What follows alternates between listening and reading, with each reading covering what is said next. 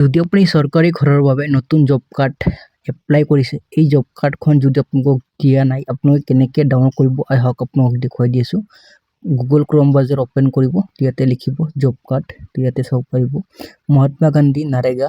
ইয়াতে আপুনি ক্লিক কৰিব, ফাৰ্ষ্ট যিটো লিংক আহিব এই লিংকখনত আপোনালোকে অকণমান ৱেইট কৰিব। ৱেইট কৰাৰ পাছত আপোনালোকৰ সন্মুখত অফিচিয়েল যিটো ডেছবৰ্ড আছে, এই ডেছবৰ্ডটো আপোনালোকৰ সন্মুখত ওপেন হৈ যাব। মই আপোনালোকক দেখুৱাই দি আছোঁ, অকণমান ৱেইট কৰিব আপোনালোকে। তো যেহেতু বহুত মানুহে ডাউনলোড কৰি আছে কাৰণে এই ৱেবছাইটটো অকণমান শ্ল' হৈ আছে।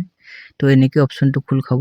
তো আপোনালোকে ইয়াতে ডিষ্ট্ৰিক্টবোৰ পাই যাব। আপোনালোকৰ ডিষ্ট্ৰিক্টটো ইয়াতে চিলেক্ট কৰিব।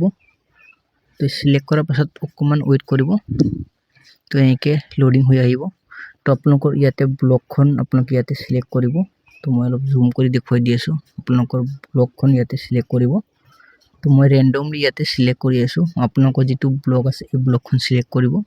তাৰ পাছত আছে আপোনালোকৰ ইয়াতে আপোনালোকৰ পঞ্চায়ত। তো আপোনালোকৰ যিটো পঞ্চায়ত আছে এই পঞ্চায়তটো আপোনালোকে ইয়াৰ পৰা চিলেক্ট কৰিব। তো ইয়াতে চিলেক্ট কৰাৰ পাছত আপোনালোকে কি কৰিব মই আপোনালোকক দেখুৱাই দি আছোঁ। তো ইয়াতে আপোনালোকে এই যিখন জব কাৰ্ড ৰেজিষ্ট্ৰেশ্যন ইয়াতে আপোনালোকে পাব। ইয়াতে থ্ৰী যিটো আছে জব কাৰ্ড এমপ্লয়াৰ ৰেজিষ্ট্ৰেশ্যন, তো ইয়াতে আপুনি ক্লিক কৰিব। তো ইয়াতে ক্লিক কৰাৰ পাছত অকণমান ৱেইট কৰিব। তো আপোনালোকৰ সন্মুখত আপোনালোকৰ অঞ্চলত যিকেইটা জব কাৰ্ড আছে এই জব কাৰ্ডখন ইয়াতে উলিয়াই যাব। তো এনেকৈ আপোনালোকে উলিয়াব। তো মই আপোনালোকক সকলো তথ্যখিনি আপোনালোকক দেখিব নোৱাৰোঁ। তো ইয়াতে মই আপোনালোকক ফাৰ্ষ্ট যিটো আছে মই আপোনালোকক এটা ৰেণ্ডমলি ইয়াৰ পৰা চিলেক্ট কৰি আছোঁ। তো ইয়াতে মই এনেকৈ চিলেক্ট কৰিব। নামৰ লগত যিটো আছে AS03 এনেকৈ আছে, এই ইয়াতে আপুনি টাচ কৰিব।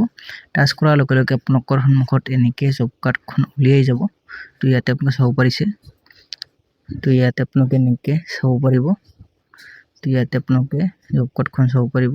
তো আপোনালোকে জব কাৰ্ডখন এনেকৈ ইয়াতে টাচ কৰি ৰাখিব। এনেকৈ স্ক্ৰীনশ্বট কৰিব পাৰিব বা আপোনালোকে ইয়াৰ পৰা ইয়াতে মই যিহেতু গুগলত খুলিছিলোঁ তো ক্ৰমত ওপেন কৰি আছোঁ। তো ইয়াতে ক্ৰমত ওপেন হৈ যাব আপোনালোকৰ সন্মুখতে। তো এনেকৈ আপোনালোকে ইয়াৰ পৰা এনেকৈ ধৰি কিনে টাচ কৰিব বা আপোনালোকে স্ক্ৰীনশ্বট মাৰি কিনে আপোনালোকে এইটো ডাউনলোড কৰিব পাৰিব। আশা কৰিছোঁ ভিডিঅ'টো আপোনালোকৰ সকলোৰে ভাল লাগিছে। ভাল লাগিলে আপোনালোকে চেনেলটো ছাবস্ক্ৰাইব কৰি ৰাখিব আৰু আপোনালোকৰ বন্ধু বান্ধৱীসকললৈ ভিডিঅ'টো শ্বেয়াৰ কৰি দিব।